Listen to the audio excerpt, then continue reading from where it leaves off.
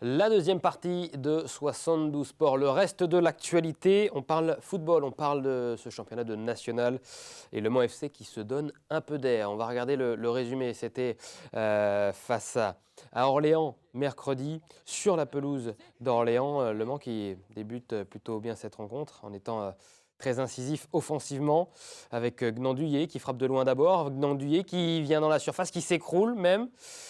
Semble-t-il touché par l'ancien portier du Mans FC, Vincent Viot, est vraiment touché. Mais l'arbitre ne bronche pas. Quelques minutes, même dans la foulée, eh bien, ça va de l'autre côté du terrain. Et cette fois, Nicolas Kossic fauche un Orléanais. Carton rouge plutôt justifié, mais ça peste évidemment parce que juste avant, le penalty a été oublié pour les joueurs du Mans FC. En deuxième période, un petit bijou. Paf! La frappe puissante, la volée magnifique du capitaine Hugo Vargas Rios qui permet au Mans FC à 10 contre 11 de marquer le premier but de cette rencontre. Et derrière, le portier numéro 2 du Mans FC, Ewan Atfoot, qui sauve les siens avec cette parade assez fabuleuse du jeune portier Manceau. Bonjour Marc Moreau. Bonjour Antoine. Merci d'être avec nous. Vous êtes journaliste pour le quotidien Le Maine Libre. À 10 contre 11, le Mans FC, c'est un très bon résultat. Ouais, c'est ça qui est très intéressant à observer sur cette rencontre notamment, c'est cette capacité qu'a le Mans à souffrir lors de ces derniers matchs et à passer de meilleure manière les temps faibles en fait, qu'ils ont pu avoir et qui ne passaient pas avant. C'était le cas à Avranches notamment avec une déroute 4-0 où là ils n'ont pas su rebondir. Contre Châteauroux, ils sont aussi à 10 contre 11. Ils arrachent le nul dans les dernières secondes. À Saint-Brieuc, le scénario est un peu inverse. Ils se font remonter à 2-2, mais ils ont su quand même garder, mine de rien, ce 2-2 en fin de match qui n'était pas si évident. Et c'était pareil en fait à Orléans mercredi, quoi. Donc c'est la partie très intéressante. C'est quand même réduit. En plus, Nicolas Kossic qui sort, qui n'est pas n'importe quel élément au Mans FC depuis le début de la saison. Et voilà, de réussir à rebondir comme ça avec un changement différent, pas forcément de schéma, puisque c'était Nicolas Kossic qui était sorti, mais quand même, ça c'est très intéressant. Pour la petite anecdote, il n'y a pas de discussion possible sur le penalty. Il y avait penalty pour le Mans FC en première période. Oui, pour Orléans, je pense qu'il y a penalty. Oui, je suis pas arbitre, mais la sortie de Nicolas Kossic que vous évoquez sur Gnandouillet. Sur Gnandouillet, oui. Le tacle, la sortie de Vincent Viot. Hein. Oui, je pense qu'il y a penalty effectivement. Alors c'est pas une raison pour dire que c'est pas grave, mais je pense que Gnandouillet peut aussi frapper avant, ou en tout cas faire un autre choix. Peut-être qu'il fait une touche de trop. Mais ça n'empêche pas le fait qu'il est accroché dans la surface et que, sans trop de doute, ça peut être sifflé sans contestation. D'où la colère derrière des joueurs du Mans FC. Heureusement, le Mans FC a gagné malgré cette erreur arbitrale. Hugo Vargas Rios, décisif, avec ce but assez extraordinaire. Hein. Comme c'est le cas souvent cette saison. Alors, il a eu une période de moins bien, comme l'ensemble de l'équipe, notamment après la trêve hivernale, entre autres. Mais là, oui, il fait encore un très bon match. En plus, il sauve les siens. Une frappe, je pense que s'il la tente 10 fois, il y a 9 fois où elle peut partir un petit peu au-dessus, on va dire. Mais non, elle est magnifique. Elle est prise comme il faut. Le contrôle de la cuisse, c'est parfait juste avant. Il n'y a rien à dire sur ce but. Mais je pense que ça n'arrive pas non plus par hasard, en fait. Je pense que depuis quelques matchs, même si ça reste le Mans FC est resté sur 3 matchs nuls, il y a une confiance qui est revenue dans le groupe, une solidarité, une force en fait collective que Réginald Doré courait après cette force collective depuis un certain temps et sans succès. Là, c'est le cas et je pense que cette frappe-là, peut-être qu'il y a 5 matchs, Hugo Vargas Rios ne l'attendent pas, quoi, en fait. Donc, quand il y a de la confiance, il y a de la réussite. Ewan Aftout, aussi, le portier du Mans FC, qui est entré en cours de match suite à l'expulsion justement de Nicolas Kossic. Lui aussi décisif et qui répond encore présent, toujours, Ewan Aftout, quand on a besoin de lui. C'est notre grosse force. Il y a des faiblesses au Mans FC, on les a bien vues cette saison lors de plusieurs matchs, mais l'une des forces, et Réginald Doré en parle souvent, l'entraîneur, il répète que le Mans FC peut jouer dans différents schémas et peut jouer avec différents joueurs souvent. Il a souvent eu des blessés, des suspendus, il a dû composer avec une équipe qui changeait beaucoup, un effectif qui changeait pas mal. Ça, il a su le faire et les joueurs ont su répondre à chaque fois présent en fait. Et ça, c'est quelque chose au Mans FC qu'il ne faudra pas oublier pour la prochaine saison. Il y aura beaucoup de joueurs qui vont partir en fin de saison, on le sait. C'est d'ailleurs, je pense, le gros sujet du moment en fait, de préparer la saison prochaine parce que ça pourra sensiblement être la même chose si on continue peut-être sur le même schéma, si le Mans FC continue sur le même schéma. Mais en tout cas, non, c'est cette capacité à moduler l'effectif et à répondre présent, c'est un gros point fort du Mans FC. On va regarder le classement parce que le titre de cette partie, c'est Le Mans FC se donne un peu d'air, au classement forcément, puisque vous le saviez, hein, Le Mans FC jouait désormais le maintien avec ses nombreuses descentes cette année en national suite à la réforme du football professionnel. Le Mans FC est 8e actuellement avec 43 points, donc 4 points d'avance sur Nancy qui est premier relégable.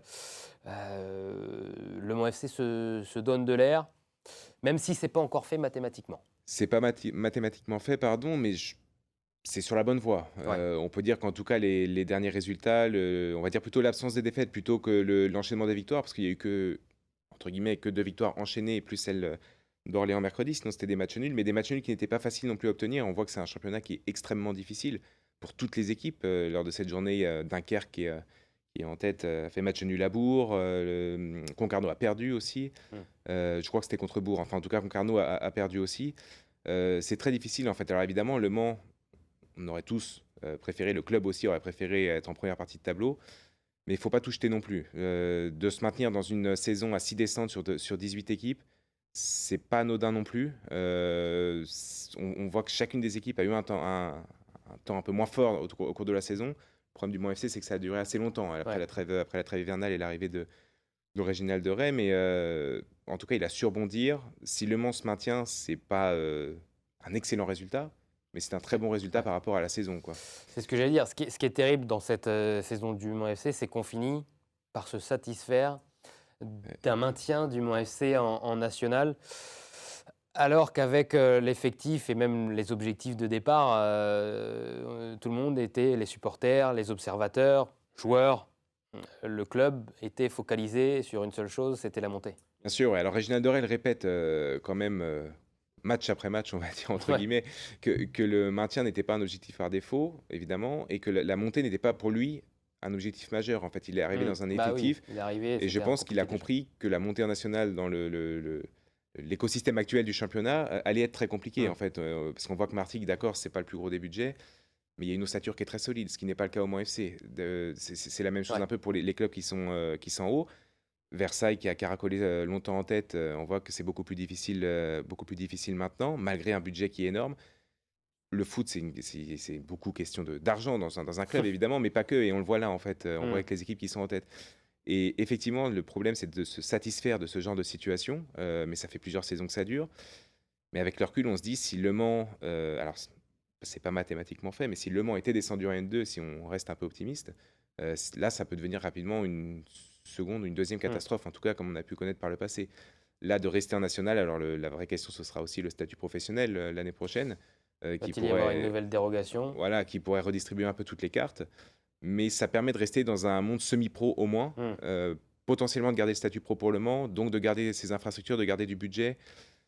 Il f- Le problème est un petit peu plus peut-être structurel au Mans FC. Est-ce qu'il faut continuer? Alors, c'était un peu moins le cas que les années précédentes, mais est-ce qu'il faut continuer à, à prendre autant de joueurs en prêt qui repartent en fin de saison? Non pas qu'ils perdent de la motivation. On le voit là, des joueurs qui vont partir à la fin de la saison se sont donnés jusqu'au bout, notamment sur ces derniers matchs. Donc, je pense pas que les joueurs se disent je m'en moque totalement du club, si ça descend, je suis plus là. Pas cette année. Ouais. Mais pas cette année, effectivement. Mais ça reste quand même une ossature qui change tout le temps. Et pour un coach, j'ose imaginer la difficulté que rencontre Réginald de Ray à rester performant, en fait.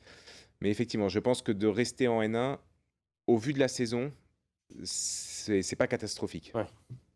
6 matchs sans défaite. Le Mans FC qui termine donc bien cette saison. Il reste 2 matchs aux joueurs de Réginald de Ray pour terminer ce championnat. Ça sera Villefranche donc la semaine prochaine, avant le dernier match contre Dunkerque. Une victoire lors du prochain match et le Mans FC officialisera son maintien. Oui, c'est ça. Mais alors, ça va être très très compliqué à Villefranche, hein. Là, il faut s'attendre à un match acharné. Villefranche doit encore jouer le maintien. Ce sera chez eux. C'est une équipe qui est taillée pour ce genre de match, qui sait gérer la pression.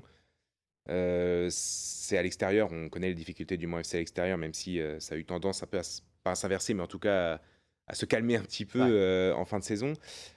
Ce serait pas mal de gagner quand même, ou au moins de ramener un match nul, parce que contre Dunkerque, qui eux aussi pourraient jouer la montée, qui est une équipe très solide, très puissante, Alors, ok, c'est à Marie-Marvin et Le Mans est plutôt performant à la maison, mais ce serait pas une mauvaise idée de prendre au moins un point à Villefranche. Ne pas se faire de frayeur avant le dernier match. Ce serait le top, on ne va pas se le cacher.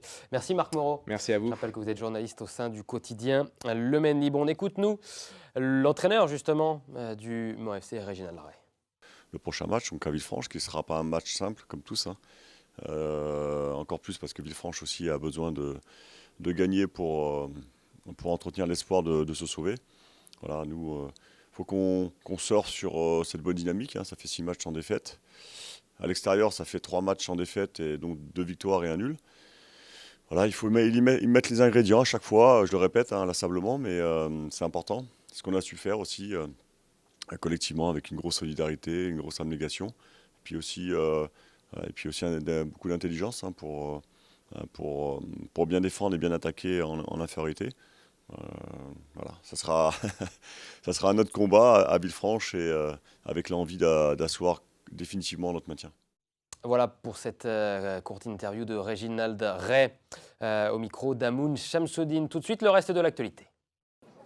En National 3, c'était le derby entre les deux clubs sartois à l'occasion de la 24e journée. Sablé recevait Le Mans FC et les deux équipes se quittent dos à dos. L'équipe réserve du Mans FC avait pourtant ouvert le score sur pénalty grâce à son avant-centre Younes Zenoui à la 12e minute. En deuxième mi-temps, Sablé se montre plus offensif. 69e minute, Emmanuel Thibault au coup franc. Un bijou de l'ancien capitaine du Mans FC, Alexandre Vardin, qui trouve la lucarne des Manceaux. Sablé qui aurait même pu l'emporter. Son numéro 10 est déséquilibré dans la surface. Moussa Simaga se charge du pénalty, mais but sur Michael Bod. Match nul, un partout, amer pour l'entraîneur sabolien Jérôme Drouin au micro d'Amoun Chamsoudine. J'ai pas aimé notre début de match. Pendant 20-25 minutes, c'était un match amical. On était en train de faire un match amical. C'est ce que j'avais essayé d'évoquer en début de semaine. Que voilà, je voulais pas ce genre de match. Ça l'a été, donc ils ont marqué 1-0, normal. Sans qu'ils fassent grand-chose, mais ils ont marqué. Après, c'était un petit peu mieux en fin de deuxième mi-temps. Puis en deuxième mi-temps, on a fait un match. On a fait un match pour faire mal à l'adversaire. Quand tu veux faire un match de foot, c'est pour faire mal à l'adversaire, c'est pas pour jouer un match amical. Donc voilà, c'est un peu le bilan du premier mi-temps, j'ai pas aimé, deuxième mi-temps, c'est mieux. Je crois que c'est un match qui a été animé, qui a été très rythmé, qui a été intense. Et effectivement, dans l'enchaînement d'un match comme La Roche, venir ici à Sablé en ayant fait match nul, avec effectivement, voilà, il y a un penalty que l'on arrête. Voilà, il y a eu des temps forts pour les uns et les autres. C'est un bon nul qui aurait mérité peut-être un peu plus de buts. Mais autrement, grande satisfaction d'avoir pris ce point ici par rapport au contexte. L'événement du week-end, c'était le 1000e Grand Prix de MotoGP sur le circuit Bugatti du Mans. Plus de 116 000 spectateurs rien que sur la journée de dimanche et près de 280 000 sur l'ensemble du week-end. Et ce 1000e Grand Prix a tenu toutes ses promesses avec aussi beaucoup d'accrochages. Cette lutte spectaculaire entre le champion du monde Francesco Bagnaia et Maverick Viñales. Les deux coureurs finissent au tapis et auraient même pu en venir aux mains. Dans le même tour, Luca Marini entraîne dans sa chute Alex Marquez, un accident impressionnant. Et puis à 2 tours de l'arrivée, c'est la chute d'un autre Marquez, celle de Marc, qui permet au Français Johan Zarco de s'emparer de la 3e place, son 18e podium en carrière. L'autre Français Fabio Quartararo est 7e. C'est l'Italien Marco Bezzecchi qui l'emporte au Mans, sa 2e victoire en MotoGP. Voilà pour l'essentiel de l'actualité. Dans la troisième partie de 72 Sport, on parle cyclisme avec notre invité Fernand Lejar. À tout de suite.